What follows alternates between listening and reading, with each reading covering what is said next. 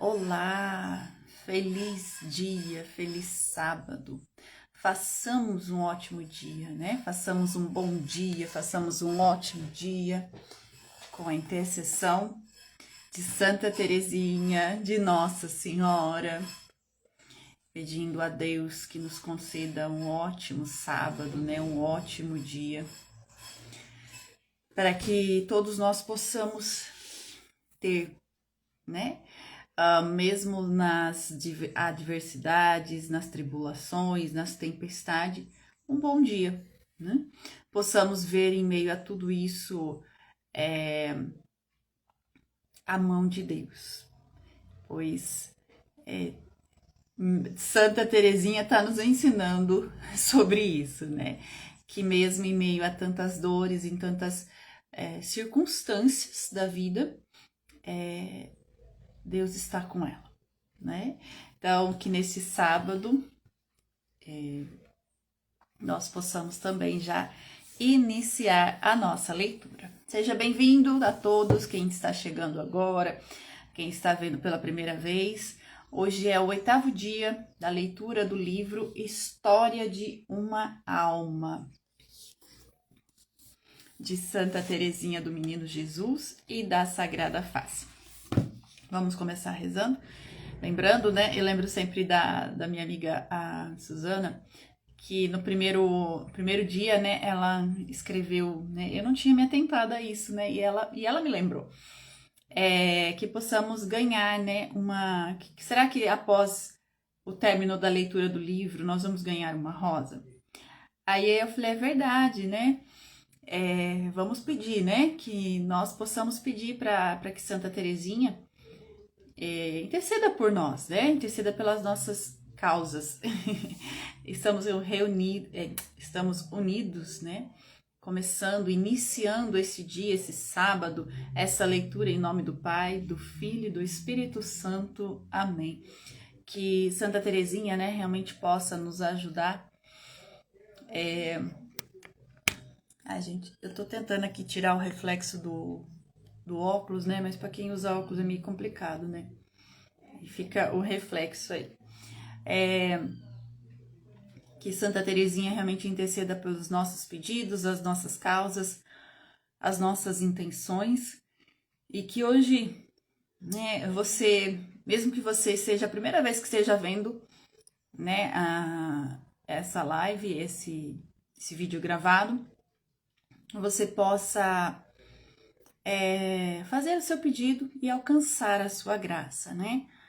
Meu pedido no coração, né, uma causa que Santa Teresinha conhece, ela possa me ajudar, né, que ela interceda por mim, e peço principalmente que ela interceda por cada um de vocês, por todas as pessoas que me seguem aqui, né, na Lírio de Maria, por todos os clientes, amigos, parentes, né, todos aqueles que vêm pela primeira vez, aqueles que só olham. Que Santa Teresinha interceda por cada pessoa que passou, passa e passará por aqui. Que ela possa realmente trazer uma rosa e uma graça para todos nós. Como eu gosto de começar, né, com a leitura em Provérbios, capítulo 2, versículos do 10 ao 11. Quando a sabedoria penetrar em teu coração e o saber deleitar a tua alma, a reflexão velará sobre ti, ela te amparará a razão. Esse é um versículo bíblico muito importante, né? Que realmente a sabedoria esteja velando sempre em nós. Bom, como havia parado, né, no 7º dia de leitura, Santa Teresinha estava na casa da tia, né, com muita dor de cabeça, e a tia cuidou dela a noite inteira com grande carinho e de mãe mesmo, né? E ficou lá com ela, ao lado dela, a noite inteira. E agora, começando aqui, né, o próximo parágrafo do que parou no outro dia. Como descrever a dor do nosso pobre pai, quando, à volta de Paris, me veio encontrar neste estado desesperador. Deu-me logo por morta. Nosso Senhor, porém, bem lhe podia segredar, como às irmãs de Lázaro. Esta enfermidade não é mortal. Manda-a Deus para a sua glória. Aqui daí tem uma nota de rodapé, que é essa frase que ela leu, né? Que ela fala, né? Quisera Deus, né? Pudera Deus segredar aos ouvidos do pai dela, né? Como as irmãs de Lázaro, né? Como as irmãs de Lázaro do Evangelho de João, capítulo 11, do versículo 4 seguintes, né? Que Jesus diz para as irmãs de Lázaro, né? Esta enfermidade não é mortal. Manda-a Deus para a sua glória. É assim que ela se sentia, né? Escrevendo para a madre, né? Lembrando aqui que ela está escrevendo aquilo que a madre pediu para ela, que é a irmã mais velha dela, de sangue. E então ela está escrevendo. E aqui, né? Quando criança, né? Ela não tinha noção, mas agora, adulta, né?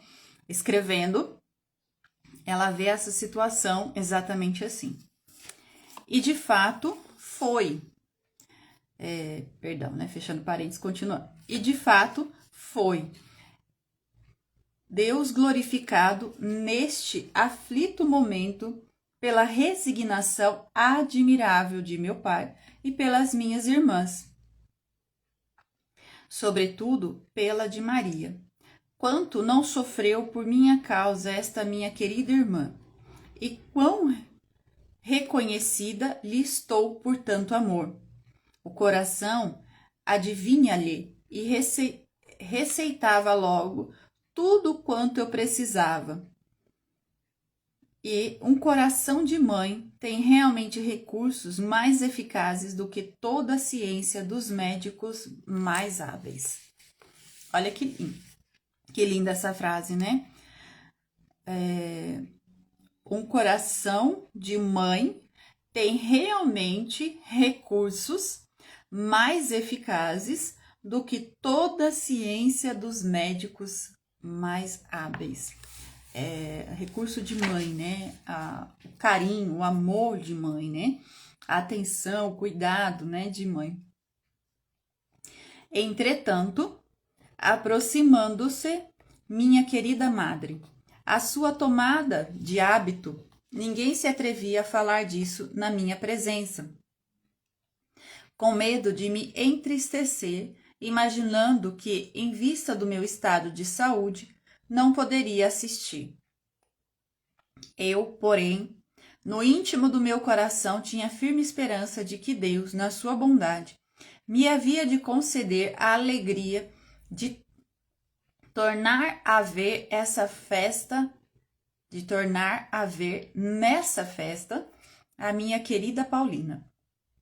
Sim, tinha um pressentimento de que nenhuma nuvem havia de ensombrar o céu desse dia, e estava certa de que Jesus não havia de exigir de sua desposada o sacrifício da minha ausência, tendo ela sofrido tanto com a doença da sua filhinha.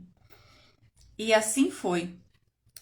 Pude efetivamente abraçar a minha mãe carinhosa, sentar-me no seu regaço, abrigar-me sob o seu véu, receber as suas meigas carícias, contemplá-la, enfim, arrebatadoramente emoldurada na brancura do seu hábito.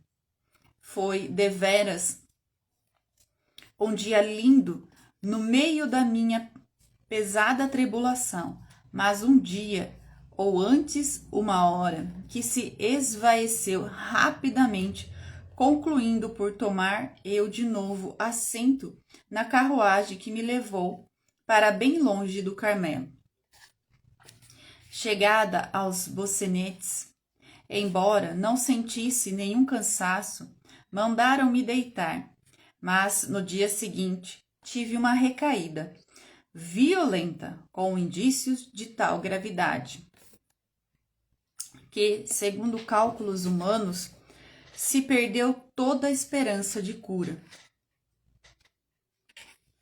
Não sei como descrever doença tal caprichosa. Dizia coisas que não me passava pela ideia, fazia outras inteiramente constrangida e contra minha vontade. Parecia delirar constantemente. E todavia estou certa de que nunca perdi a razão, por poucos momentos que fosse. Sobrevinham-me com tal frequência desmaios que duravam horas, e de tal natureza que me era impossível fazer o menor movimento. E apesar disso, no meio desta moleza extraordinária, lembro-me que ouvia distantemente quando se dizia ao pé de mim, ainda que fosse baixinho. E com terrores me sobressaltava o demônio. Tudo, absolutamente tudo, me metia medo. A minha cama aparecia-me rodeada por todos os lados de medonhos precipícios. Alguns dos pregos que havia pelas paredes do quarto revestiam a meus olhos o aspecto aterrador de enormes dedos pretos carbonizados que me faziam prorromper em gritos de espanto. Um dia, estava meu desconsolado papai olhando em silêncio para mim, quando o chapéu que tinha na mão se transformou subitamente em não sei que horrenda figura. Foi tal o terror de que me vi acometida que meu pobre pai desatou num choro entrecortado de soluços e saiu do quarto. Mas, se Deus consentia que o demônio se aproximasse exteriormente de mim, mandava-me também anjos visíveis que me consolassem e fortalecessem. Era um deles, Maria, que nunca me largava, nunca dava mostras de cansaço, por mais trabalho que eu lhe desse, pois sabia que não podia passar sem ela. Enquanto ia tomar alimento e ficava em minha companhia Vitória, tudo era desfazer-me em lágrimas e chamar por ela. Maria, Maria. Para duas coisas só a deixava sair, sem lhe dizer nada quando tinha que ir à missa ou quando ia visitar Paulina e Leônia e a minha Celinazinha, que solícitas não foram comigo. Todos os domingos vinham encerrar-se em horas mortas com uma pobre criança aparentemente reduzida ao estado de idiotismo. Quanto vos fiz sofrer, queridas irmãs, do afeto que por esta ocasião me testemunharam meus tios. Basta-me dizer que minha tia todos os dias vinha-me ver, trazendo-me toda espécie de mimos. Tem mais uma nota de rodapé aqui, mas ela é bem grande. Eu vou ler aqui para que a gente possa contextualizar a leitura, tá? Então, abrindo parênteses, é a nota de rodapé. Terezinha soube lá do céu pagar à sua tia estes desvelos maternais, protegendo-a visivelmente na última enfermidade. Ouviram-na certa manhã exclamar com toda a placidez e alegria: que atrozes dores me sobrecarregaram, mas a minha Terezinha passou a noite velando comigo, dispensando-me toda a sua ternura, afogando-me várias vezes e dando-me alentos extraordinários. O senhor Guerry vivera como santa e com tal morreu aos 52 anos de idade, repetindo com um sorriso nos lábios: que contente estou de morrer, que dito ir ver a Deus.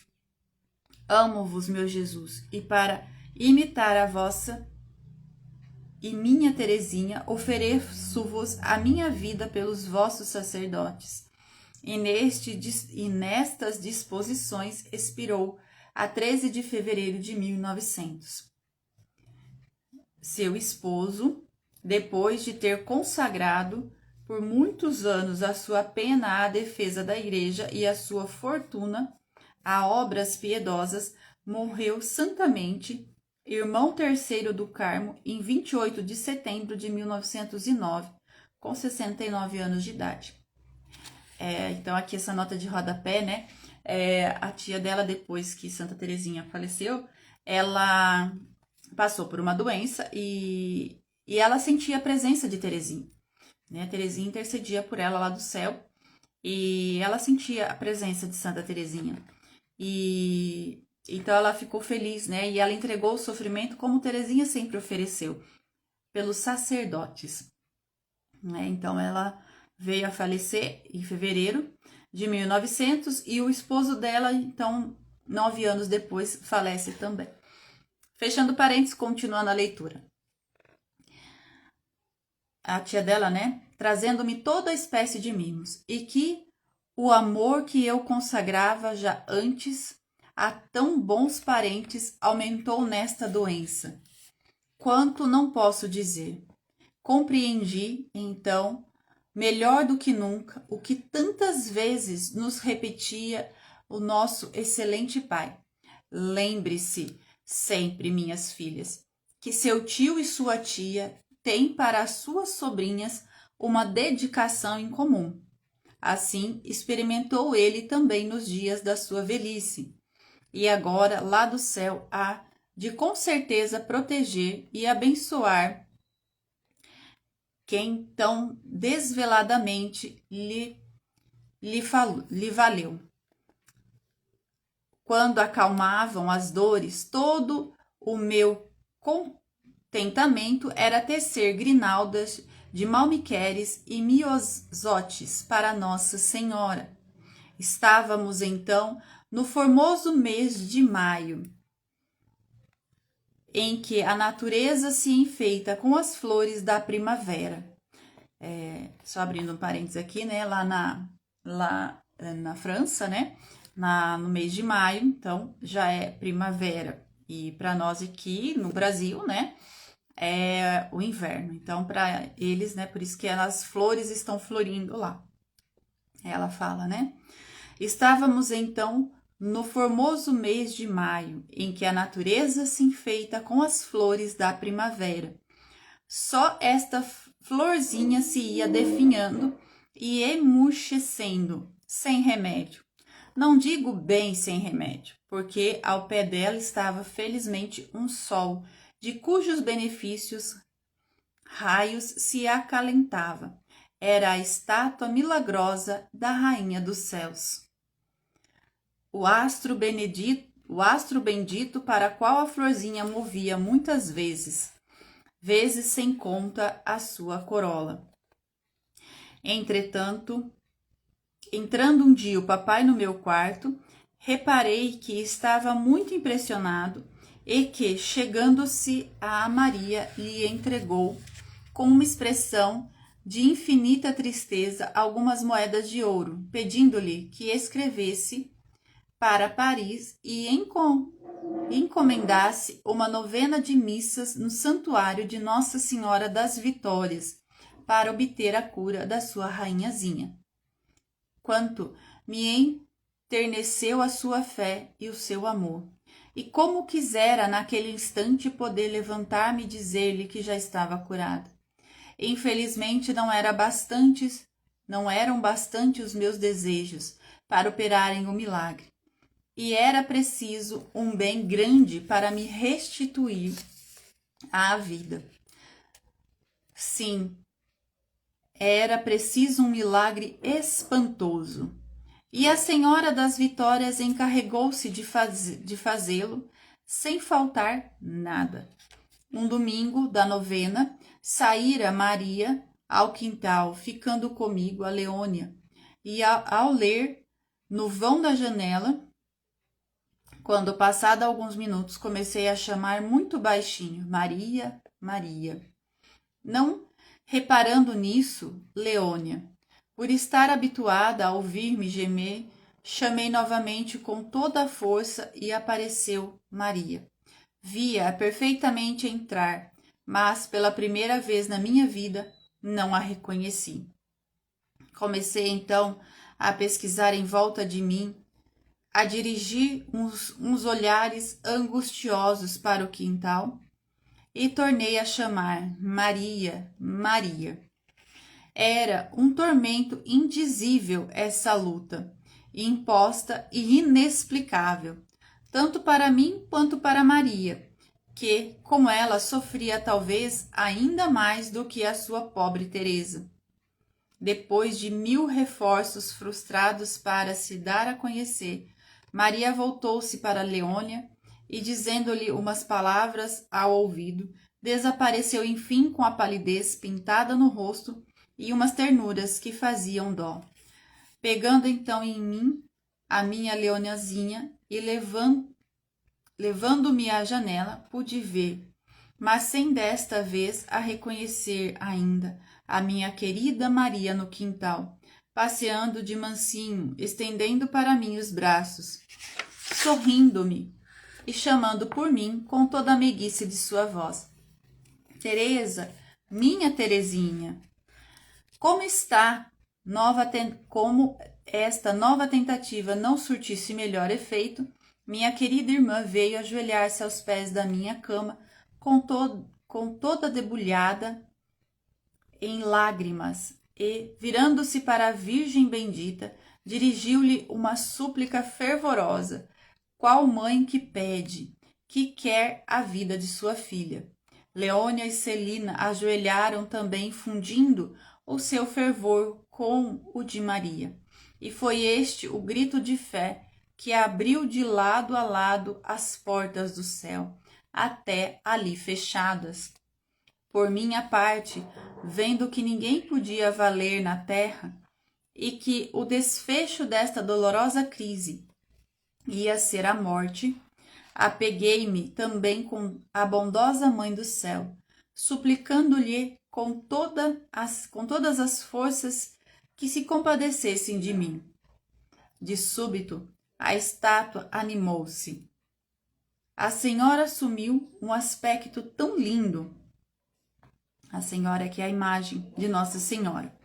Um aspecto tão lindo, que me é impossível encontrar palavras que reproduzam aquela beleza divina. O semblante respirava uma doçura, uma bondade e uma ternura inefáveis. Mas o que me calou até o íntimo da alma foi o seu sorriso encantador. Desvaneceram-se ante ele todas as minhas penas, borbulhando-me dos olhos 2 grossas lágrimas, que deslizaram silenciosamente pelas faces.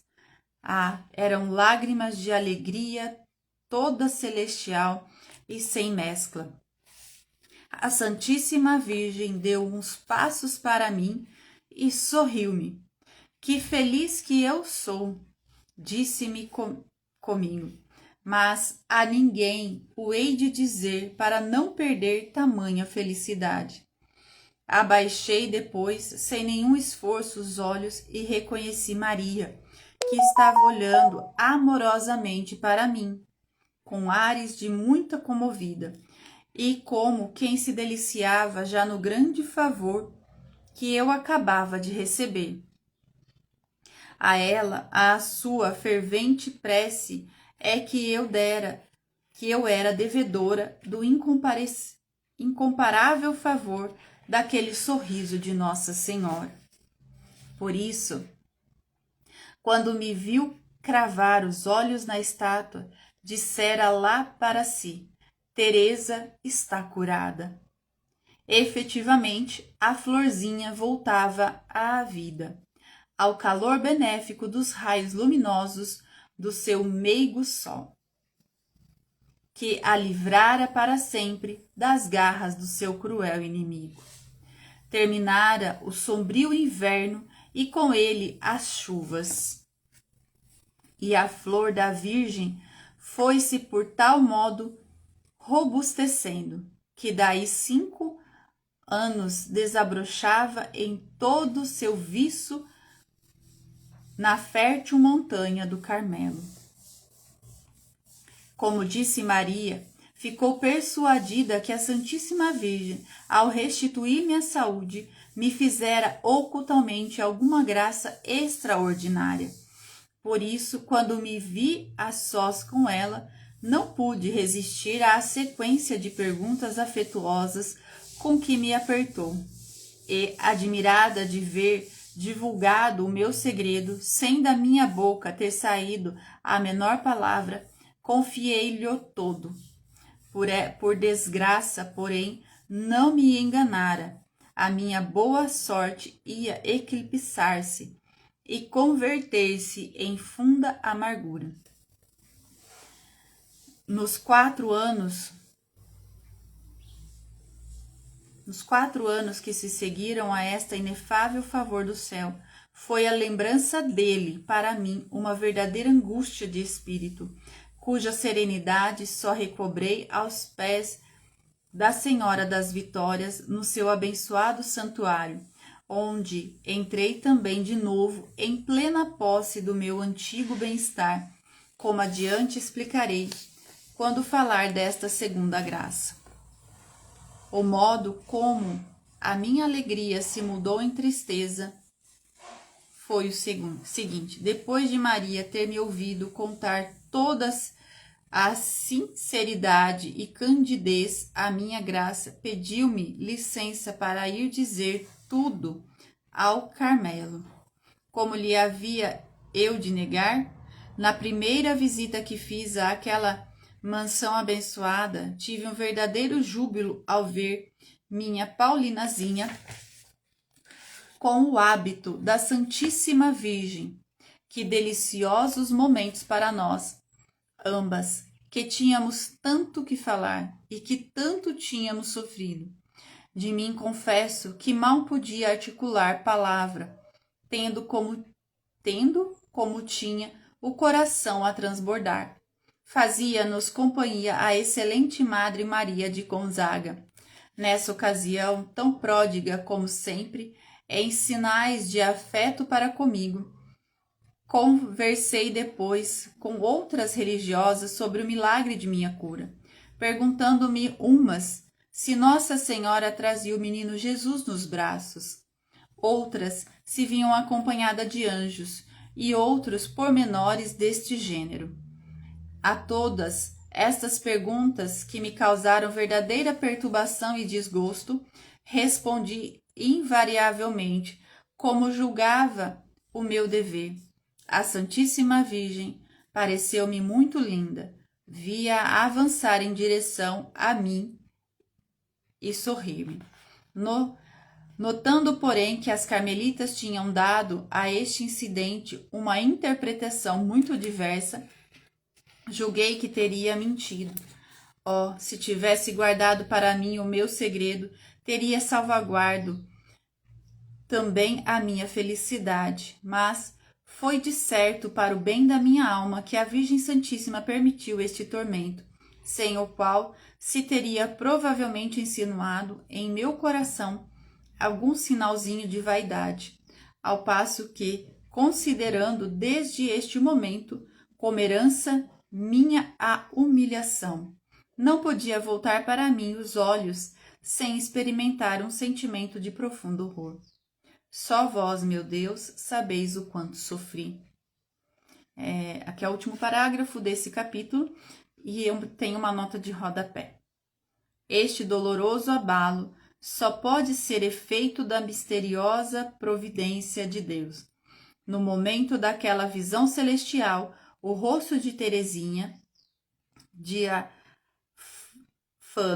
e transfigurado, apresentava uma feição tão característica de expressão sobrenatural que as testemunhas oculares não puderam conter o espanto e a admiração. Firmissimamente persuadidas de uma aparição real de Nossa Senhora naquele êxtase. Fechando nota de rodapé e encerrando o capítulo 3. E aqui, né, fazendo, né, explicando, né, que abre, né, fazendo aqui uma reflexão, né. Terezinha, ela estava muito doente. Seu pai vai, então, pede para uma das filhas, né, a Maria, para marcar missas, várias missas, né, pedindo pela saúde de Santa Terezinha. E ela queria sair daquela doença que ela estava passando. As pessoas que estudam a vida de Santa Terezinha dizem que isso foi uma depressão profunda que ela passou. E então, toda essa situação que ela enfrentou, toda essa situação que ela teve, foi algo bem difícil para ela, para todos que estavam à sua volta, né? Vendo aquela criança se definhar, né? E então e todos vinham dispensar cuidados, os médicos naquela época não sabiam quais são, que doença que era aquela, né? Então, realmente, foi uma situação muito difícil para eles. E aí, então, quando ela tem aquela situação que ela não reconhece a própria irmã, né? Ela tá em transe já, né? Não tem mais, né? A pessoa entra numa tal situação que ela não consegue reconhecer as pessoas, né? Então, a irmã ficou tão desesperada e tão triste, assim, né? Porque a única coisa que eles tinham era a oração, né? A única coisa que realmente, a primeira, claro que eles rezaram e rezavam muito, porque era uma família de muita oração, mas naquele instante, né? Ela se ajoelha na cama, né? Pega a imagem, olha para a imagem, né? Estende a imagem para a irmã, né? Provavelmente deve ter sido assim, né? No filme mostra assim, né? No filme de Santa Terezinha mostra assim. E era uma imagem, eu não me lembro qual era a imagem agora, né? Mas ela vê nessa imagem, ela tem uma visualização real do céu, né? Ela tem ali um milagre, realmente, né? Pela intercessão da sua irmã, ela atribui isso à fé da sua irmã, que ajoelhou ali, que com fé ela ajoelhou e pediu para Nossa Senhora a cura de Terezinha. Então ela ajoelha ali e pede, né, com fé essa cura. E Terezinha, então, ela estavam vendo a menina toda desfigurada, toda pessoa quando tá doente, né? Ela fica abatida, ela fica pálida, ela vai se definhando. E Terezinha, naquele instante, ela vê Nossa Senhora, né? Ela tem ali o milagre de ver Nossa Senhora vindo ao encontro dela. Só que Nossa Senhora sorrindo. Então, depois de Terezinha, depois dessa revelação que ela faz, né? Com o tempo depois, hoje existe a devoção à Nossa Senhora do Sorriso. Uma imagem onde Nossa Senhora sorri. É belíssima essa imagem. Vou procurar ela aqui depois e postar para vocês. E Nossa Senhora do Sorriso, então, sorri para ela. E Nossa Senhora vem e sorri. Não diz nada, só sorri. E o sorriso de Nossa Senhora, a beleza de Nossa Senhora, cura a alma de Santa Terezinha. Claro, não é Nossa Senhora que cura. Ela vem dispensar, Nossa Senhora é a dispensadora das graças. Então, ela traz a graça da cura, ela intercede, ela pediu para o seu filho Jesus, né? Com certeza, né? Vamos imaginar o céu. Recebendo ali, né? Aquele momento onde a sua irmã Maria se ajoelha aos pés da cama, intercede, pede por Nossa Senhora a cura, que Nossa Senhora traga a cura para sua irmã Terezinha. Então, Nossa Senhora, o mundo espiritual é muito veloz, é inconcebível na nossa mente. e entender, né? Então ela vai, olha para Jesus e fala: meu filho, concede a cura a Terezinha. Então Jesus entrega a cura nas mãos da mãe dele e ela vai lá, aparece para Terezinha no milagre e mostra e traz a cura através do sorriso. Então ela fica curada por ver a beleza, ver o sorriso de Nossa Senhora. E aquilo na hora se transfigura no semblante dela. Então as pessoas à volta percebem, e a sua irmã principalmente. Então ela vai depois sozinha e pergunta, e aí todos queriam saber como que foi isso, né? E ela achava que contando ela iria perder a alegria daquele momento. E ela não queria contar, mas aí ela contou, e aí foi lá no Carmelo, contou, e as pessoas queriam saber. E por em cada um interpretar de uma maneira, ela achou que estivesse mentindo. E essa mentira trouxe angústia ao coração dela. Por 4 anos ela ficou angustiada com isso. Então ela falou, daí é por isso que ela fala, né? Mas ao menos, né? A Santíssima Virgem me permitiu este tormento, sem o qual se teria provavelmente insinuado em meu coração algum sinal de vaidade. Então, toda aquela situação, essa situação de angústia que ela passou, ela teve, ela viu como assim uma angústia para que aquilo não fosse um sinal de vaidade, que ela não ficasse toda, né, assim, se vangloriando. Eu recebi o milagre, eu recebi a visita de Nossa Senhora, eu vi Nossa Senhora, né? Então toda aquela angústia, né, ela vê que foi uma permissão de Nossa Senhora, de Deus, do céu, para que ela não se ficasse vaidosa, não se vangloriasse. Ao passo, né, que considerando deste momento como herança minha humilhação, não podia voltar para mim os olhos sem experimentar sentimentos de profundo horror. Então ela toma aquilo como herança, como assim, ela não acha ruim, né? Hoje em dia, infelizmente, as pessoas qualquer sofrimento é ruim. Não, porque eu não, muito pelo contrário. O sofrimento com Deus, ele não é ruim. O sofrimento sem Deus, sim. O sofrimento com Deus, não. Então ela toma para ela essa angústia como herança, não é a minha herança de humilhação. Ela aceita a ser humilhada, e ela não podia voltar os olhos para ela sem experimentar um sentido profundo de horror. Então assim, ela se sentia realmente assim, que ela era ruim, que ela era, né, uma pessoa de profundo horror, que tinha feito algo muito, muito ruim. Só vós, meu Deus, sabeis quanto sofri. Então, assim, realmente só Deus sabe o quanto sofremos.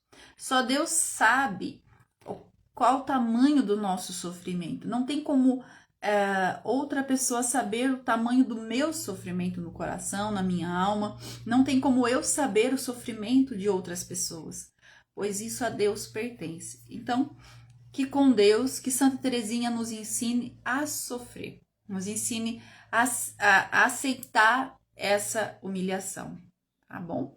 E terminamos por aqui, perdão porque passei 10 minutos hoje, falei que sempre seria meia hora, né? Hoje passei 10 minutos, mas era para terminar e contextualizar essa parte belíssima aqui que Santa Teresinha nos ensina.